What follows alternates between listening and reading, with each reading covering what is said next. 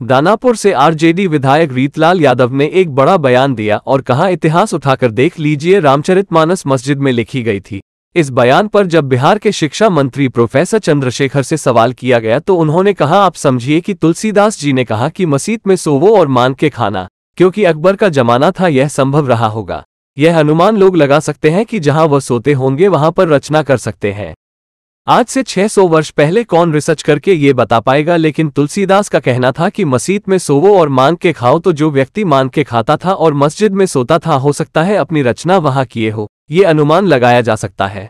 हिंदुत्व रात एक दूसरे को लड़ाने के फेर में आप पड़े हुए हैं। कब तक चलेगा ऐसा?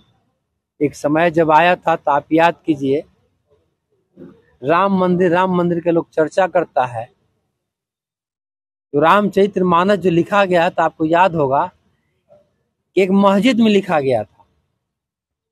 इतिहास उठा के देखिएगा, उस वक्त हमारा हिंदुत्व खतरे में नहीं था। मुगल साम्राज्य जब इतना दिन राज किया तो उस दिन हमारा हिंदुत्व खतरे में नहीं था। जब पूरे हिंदुस्तान में नहीं और ऑल ओवर कंट्री में जब मुसलमान की 11 साल की बेटी भागवत कथा की जब अपने आप में शील्ड जीतती है, टॉपर आती है, उस वक्त कहाँ थे लोग देखने वाले? उस वक्त कोई कहने वाले नहीं थे कि मुस्लिम की लड़की आज भागवत कथा का जो एक दूसरे के बीच में प्रचार किया और उसको अपने आप में जो ग्रहण किया है, उससे भी बड़ा लोग है, उससे भी तो लोगों को सीख लेना चाहिए। है कि रामचरितमानस की रचना जो है वो मस्जिद में होगी, इस पर क्या? मस्जिद में लिखा गया है। मस्जिद में लिखा गया है। ये तो उस समय हम थे नहीं तो बता नहीं सकते हैं, लेकिन आप ये समझिए, तुलसीदास जी ने कहा,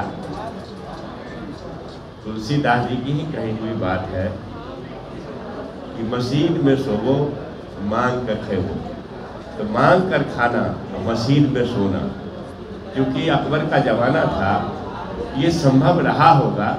रचना कहाँ हुई हम नहीं जानते हैं, लेकिन जहाँ सोते होंगे ये अनुमान लोग लगा सकते हैं कि हो सकता है वहाँ वो रचना करते होंगे। कोई बड़ी बात नहीं है। मेरा इससे कंसर्न नहीं है, मेरा कंसर्न इस बात से है कि कोई भी धर्म ग्रंथ है, कोई भी, हमारा हो आपका हो, अगर किसी,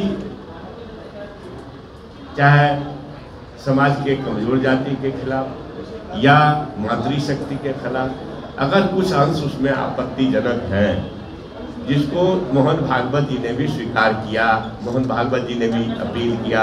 आप लोग सभी जानते हैं, प्रेस मीडिया जुड़े हुए हैं। मोहन भागवत जी जो हिंदू संगठन के सबसे बड़े अपने आप को हुदेदार मानते हैं और हिंदू राष्ट्र की कल्पना करते हैं, उन्होंने कहा कि भाई ये जो पुराने ग्रंथ है इसमें स्वार्थी लोगों ने कुछ जोड़ दिया है। अब कौन स्वार्थी है उनको रिजेक्ट करिए, और जो जोड़ा गया है उनको एलिमिनेट करिए, तो फिर ग्रंथ बहुत अच्छा होगा।